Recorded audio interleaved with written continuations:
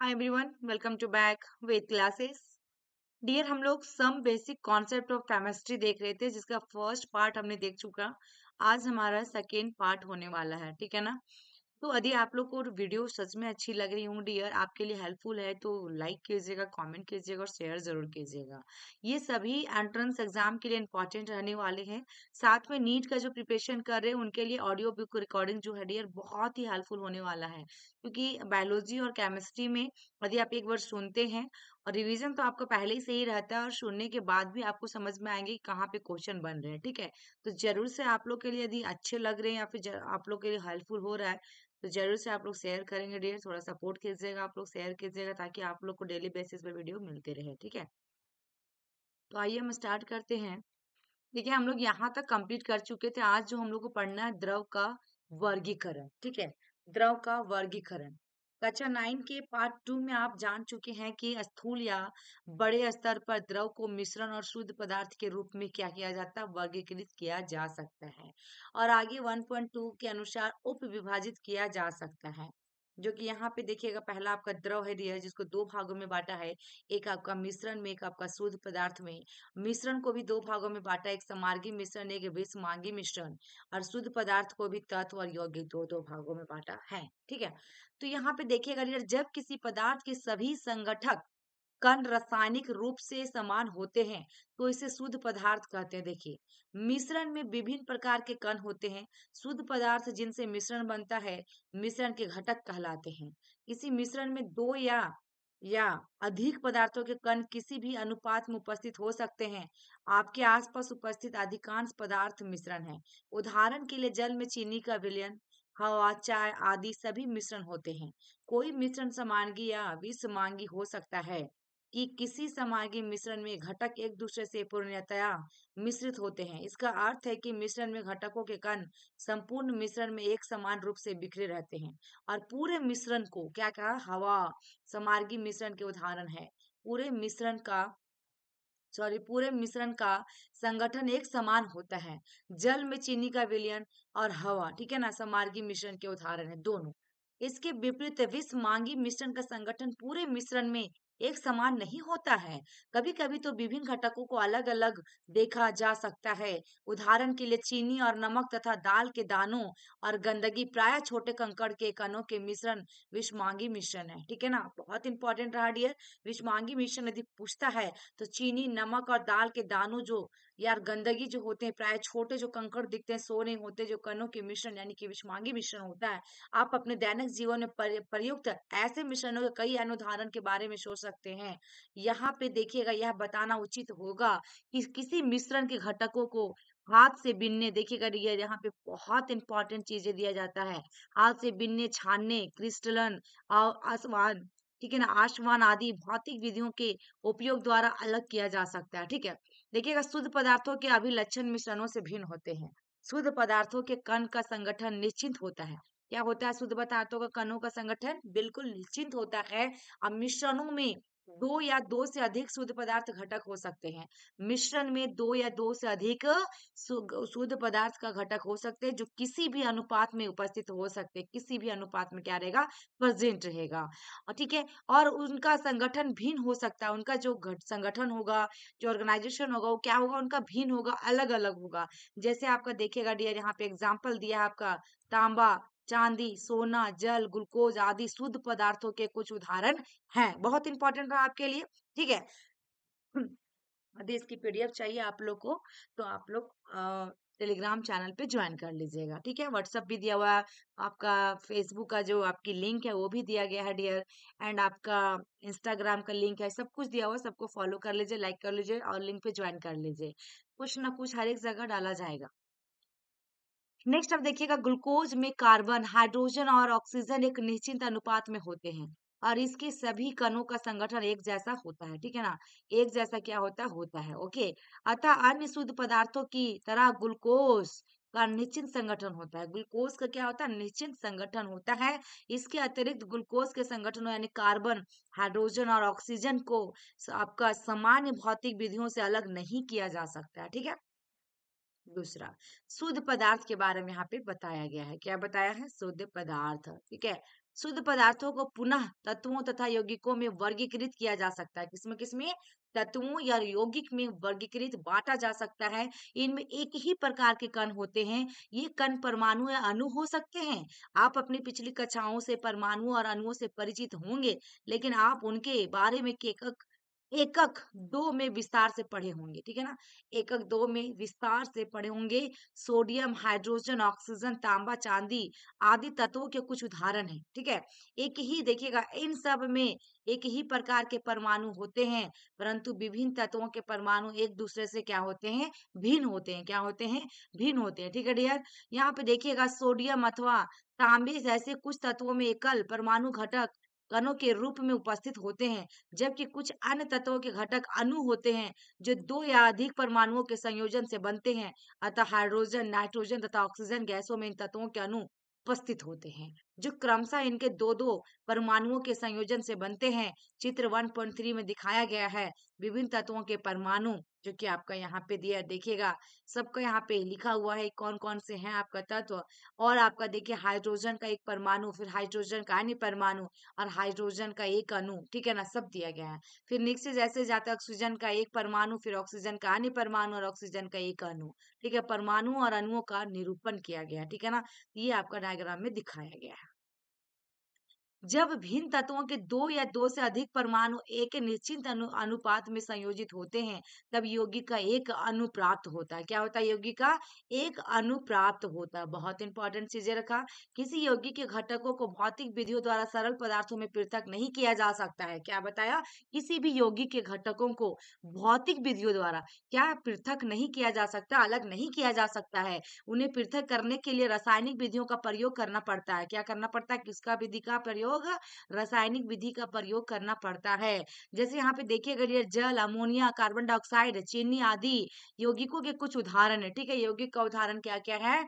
जल है, अमोनिया है, कार्बन डाइऑक्साइड है, चीनी आदि। जल और कार्बन डाइऑक्साइड के अणुओं को चित्र 1.4 में निरूपित किया गया है, जिसमें देखिएगा डियर आपका HOH और OCO, ठीक है ना, जिसमें से जल और कार्बन डाइऑक्साइड के अणुओं का निरूपण है, ठीक है। आपने चित्र 1.4 में देखा कि जल के एक अणु में दो हाइड्रोजन परमाणु, ठीक है ना, जल के एक अणु में दो हाइड्रोजन परमाणु और एक ऑक्सीजन परमाणु उपस्थित होते हैं। एक ऑक्सीजन परमाणु उपस्थित होते हैं, जो कि आपको फर्स्ट में ही दिखाया गया है, ठीक है ना। दो H और एक O है। इसी प्रकार कार्बन डाइऑक्साइड के अणु में ऑक्सीजन के दो परमाणु, कार्बन के एक, देखिएगा इसी प्रकार, देखिए इसी प्रकार कार्बन डाइऑक्साइड के अणु में ऑक्सीजन के दो परमाणु कार्बन, ऑक्सीजन के दो परमाणु कार्बन के एक परमाणु से संयोजित होते हैं। ऑक्सीजन के दो, जिसमें एक परमाणु कार्बन की बात कर रहा। अतः किसी यौगिक में विभिन्न तत्वों के परमाणु एक निश्चित और स्थिर अनुपात में उपस्थित होते हैं। यह अनुपात किसी यौगिक का अभिलाषणिक गुण होता है। इसके साथ ही किसी यौगिक के आपका गुणधर्म उसके घटकों तत्वों के गुणधर्मों से भिन्न होते हैं। उदाहरण के लिए देखिएगा डियर, यहाँ पे दिया गया है। उदाहरण के लिए आपको यहाँ पे क्या होगा? जैसे कि आपका हाइड्रोजन और ऑक्सीजन गैस है, परंतु उनके संयोजन से बना यौगिक अर्थात जल एक द्रव है। यह भी जानना रोचक होगा कि हाइड्रोजन एक तेज यानी पोप ध्वनि के साथ जलती है और ऑक्सीजन दहन में सहायक होती है, परंतु जल का उपयोग एक अग्निशामक के रूप में किया जा सकता है। अब यहाँ पे देखिएगा डियर, 1.3 में क्या हम लोग को पढ़ना है? द्रव के गुण। यहाँ पे देखिएगा क्या पढ़ना है आपको? द्रव के गुण, गुणधर्म और उनका मापन, यानी भौतिक एवं रासायनिक गुण, ठीक है। पहला में 1.3.1 के अंदर में भौतिक एवं रासायनिक गुण। प्रत्येक पदार्थ के विशिष्ट या अभिलाषणिक गुणधर्म होते हैं। प्रत्येक पदार्थ के विशिष्ट या अभिलाषणिक गुणधर्म होते हैं। इन गुणधर्मों को दो वर्गों में वर्गीकृत किया जा सकता है। भौतिक गुणधर्म उदाहरण अंत में रंग, गंध, देखिएगा यहाँ पे दिया गया है, रंग, गंध, गलनांक, क्वथनांक, घनत्व आदि, या रासायनिक गुणधर्म जैसे संगठन, ज्वलनशीलता, अम्ल, क्षार इत्यादि के साथ अभिक्रियाशीलता। देखिए, भौतिक गुणधर्म का उदाहरण पूछेगा तो कौन कौन से हैं? रंग, गंध, गलनांक, क्वथनांक, घनत्व, ये सब है। रासायनिक गुणधर्म का पूछेगा तो संगठन, ज्वलनशीलता, अम्ल, क्षार इत्यादि के साथ क्या होता है? अभिक्रियाशीलता। भौतिक गुणधर्म क्या है? भौतिक गुणधर्म देखेंगे डियर हम लोग, भौतिक गुणधर्म, ठीक है। इसमें गुणधर्म को पदार्थ की पहचान या संगठन को परिवर्तित किए बिना मापा या देखा जा सकता है। देखिए, भौतिक गुणधर्म को पदार्थ जो भी होते हैं, पहचान या संगठन को परिवर्तित किए बिना, बिना परिवर्तन के ये मापा या देखा जा सकता है। रासायनिक गुणधर्मों को मापने या देखने के लिए रासायनिक परिवर्तन का होना आवश्यक होता है। भौतिक गुणों को मापने के लिए रासायनिक परिवर्तन का होना आवश्यक नहीं होता है। देखिए, क्या बताया कि रासायनिक गुणधर्मों को मापने या देखने के लिए रासायनिक परिवर्तन का किसका होता है? रासायनिक परिवर्तन का आवश्यक होता है। भौतिक गुणों को मापने के लिए रासायनिक परिवर्तन का होना आवश्यक नहीं होता है। विभिन्न पदार्थों की अभिलाक्षणिक अभिक्रियाएं, जैसे आपका एग्जाम्पल में यहाँ दिया गया डियर, जैसे अम्लता, ठीक है ना, अम्लता और आपकी क्षारता और दाहता आदि रासायनिक गुणधर्मों के उदाहरण है। ओके, रसायन भौतिक एवं रासायनिक गुणों के आधार पर पदार्थ के व्यवहार का पूर्वानुमान तथा व्याख्या करते हैं। यह सब सावधानी पूर्वक परीक्षण एवं मापन से निर्धारित होता है। अब दूसरा में आपका क्या है, ठीक है ना, दूसरा पॉइंट आपका दिया गया यहाँ पे। दूसरा पॉइंट में आपका क्या है? भौतिक गुण धर्मों का मापन। वैज्ञानिक अन्वेषण के लिए परिमाणात्मक मापन आवश्यक होता है और द्रव के अनेक गुणधर्म जैसे लंबाई, क्षेत्रफल, आयतन आदि मात्रात्मक प्रकृति के होते हैं। किसी मात्रात्मक प्रेक्षण या मापन को कोई संख्या और उसके बाद का वह इकाई लिखकर निरूपित किया जाता है जिसमें उसे मापा गया है। उदाहरण के लिए किसी कमरे की लंबाई को 6 मीटर लिखकर बताया जा सकता है, जिसमें 6 एक संख्या है और मीटर को व्यक्त करता है, जो वह इकाई है जिसमें लंबाई नापी गई है, ठीक है ना। पहले विश्व के विभिन्न, देखिएगा यहाँ पे लिखा गया डियर, पहले पहले विश्व के विभिन्न भागों में मापन की दो विभिन्न पद्धतियां, अंग्रेजी पद्धति यानी कि इंग्लिश सिस्टम और मीट्रिक पद्धति यानी कि मेट्रिक सिस्टम प्रयुक्त की जाती थी। मीट्रिक पद्धति जो फ्रांस में 18वीं शताब्दी के उत्तरार्ध में विकसित हुई, अधिक सुविधाजनक थी क्योंकि वह दशमलव प्रणाली पर आधारित थी। बाद में जब वैज्ञानिकों ने एक सर्वमान्य मानक पद्धति की आवश्यकता अनुभव की, ऐसी एक पद्धति सन 1960 में प्रस्तुत की गई, जिसकी विस्तृत चर्चा नीचे की जा रही है। 1.3.3 में क्या दिया गया है, इसमें हम लोग देखते हैं ये क्या है आपका। आपके लिए काफी हेल्पफुल रहेगा ऑडियो वीडियो रिकॉर्डिंग डियर। ये आपका जो बुक बन रहा है ना, बहुत ही इंपॉर्टेंट है क्योंकि ये एक रिकॉर्डिंग टाइप में आपको वीडियो मिल रही है। मात्रकों की अंतरराष्ट्रीय पद्धति यानी कि एसआई, मात्रकों की अंतरराष्ट्रीय पद्धति यानी कि फ्रांसीसी में ले सिस्टम इन आपका इंटरनेशनल डी यूनिट्स, जिसे संक्षेप में एसआई कहा जाता है शॉर्ट में। सन 1960 में भार और माप के 11वें सर्व सम्मेलन यानी कॉन्फ्रेंस जनरल डेस वाइसेस इट्स मेजर्स सीजीपीएम में स्वीकृत किया गया था। सीजीपीएम एक सरकारी संस्था है जिसका गठन एक रासायनिक समझौते, जिसे मीटर परिपाटी कहते हैं, क्या कहते हैं, मीटर परिपाटी कहते हैं, और जिस पर सन 1875 में पेरिस में हस्ताक्षर किए गए। इसके अंतर्गत किया गया एसआई पद्धति में 7 आधार मात्रक है। कितना है? 7 आधार मात्रक हैं। इन्हें तालिका 1.1 में सूचीबद्ध किया गया है। ये मात्रक 7 आधारभूत वैज्ञानिक राशियों से संबंधित है। अन्य भौतिक राशि जैसे कि गति, आयतन, घनत्व आदि इन राशियों से भी उत्पन्न की जा सकती हैं। असाई आधार मात्रकों की परिभाषाएं तालिका 1.2 में दी गई हैं। एसआई पद्धति में अपवर्तों और अपवर्तों को व्यस्त करने के लिए पूर्ण लग्नों का उपयोग किया जाता है। इन्हें तालिका 1.3 में सूचीबद्ध किया गया है। इनमें से कुछ राशियों का प्रयोग हम इस पुस्तक में करेंगे। जैसे आपका 1.1 देखिए यहाँ पे दिया गया था, जो आपका आधार भौतिक राशि, राशि के लिए प्रतीक, एसआई का मात्रक, एसआई मात्रक का प्रतीक, सब यहाँ पे आपका लिखा हुआ है। जैसे लंबाई को यहाँ पे एल से करते हैं, यहाँ पे मीटर से, यहाँ पे एम से, स्मॉल एम से। द्रव्यमान को यहाँ पे स्मॉल एम से, यहाँ किलोग्राम से, यहाँ पे केजी से। यहाँ पे समय को इसमें स्मॉल टी से, इसमें सेकेंड से, इसमें एस से। विद्युत धारा को इसमें आई से, इसमें एम्पियर से, इसमें ए से, ठीक है ना, ऐसा ही मात्रक सबका। और उष्मा गतिक का देखिएगा टी से है आपका, कैपिटल टी से, इसमें केल्विन और इसमें के से। और नेक्स्ट आपका है आपका पदार्थ की मात्रा को एन से करेंगे, इसमें मोल से करेंगे, इसमें मोल। और इसमें ज्योति तीव्रता को देखिएगा एलवी या कैंडेला या फिर सेडी कहेंगे। ये आपका क्या रहा? आधार भौतिक राशि, राशि के लिए प्रतीक, एसआई मात्रा का नाम और एसआई मात्रा का प्रतीक, ठीक है।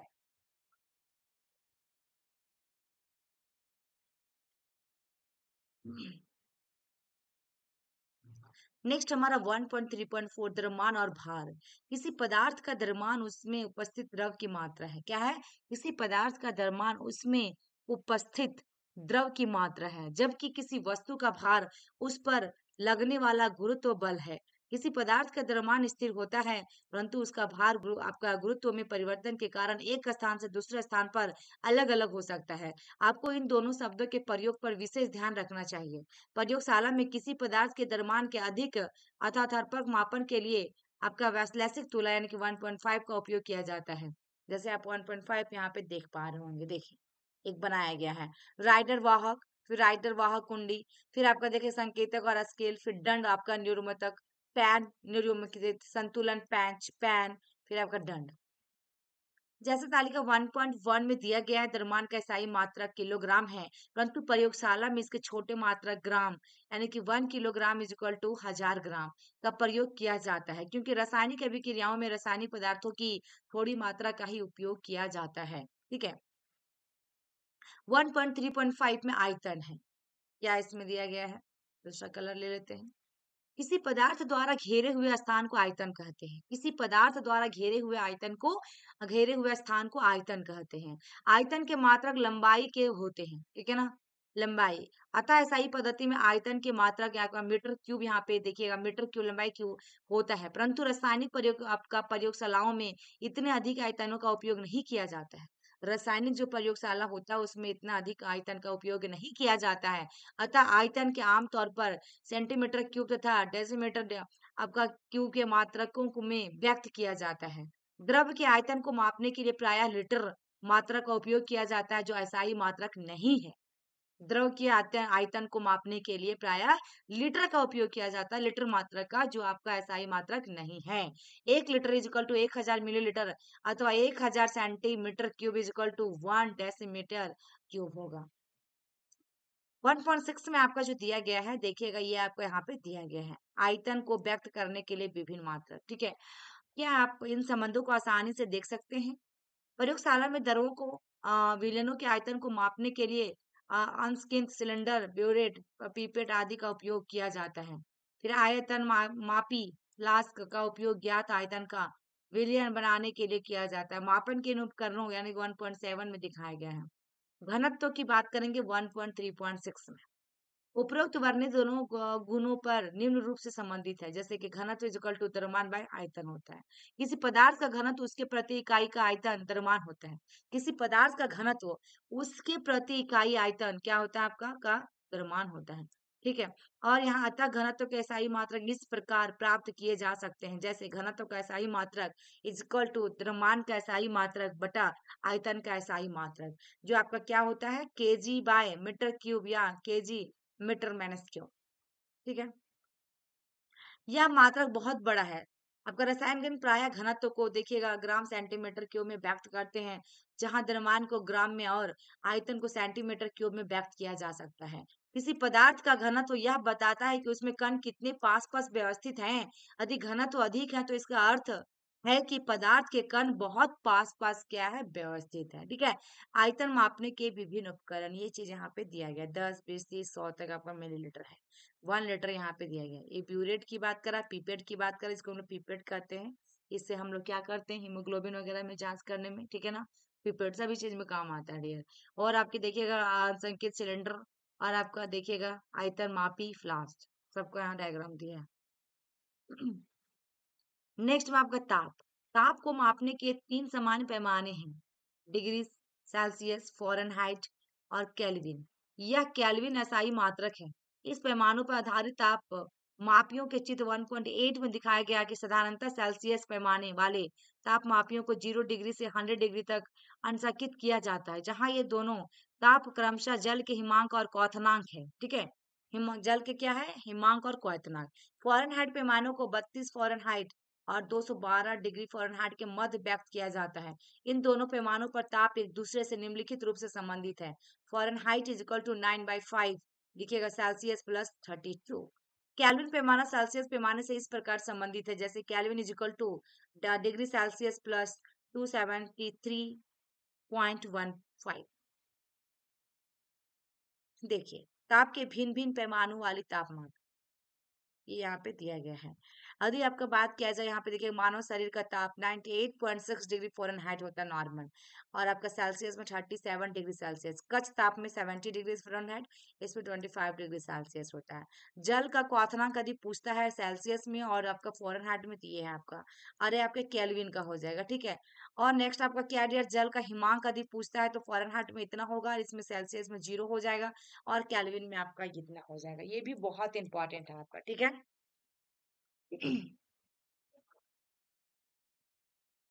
यह जानना रुचिकार होगा कि 0 डिग्री सेल्सियस से कम ताप अर्थात ऋणात्मक मान सेल्सियस पैमाने पर संभव है, परंतु केल्विन पैमाने पर ताप का ऋणात्मक मान संभव नहीं है।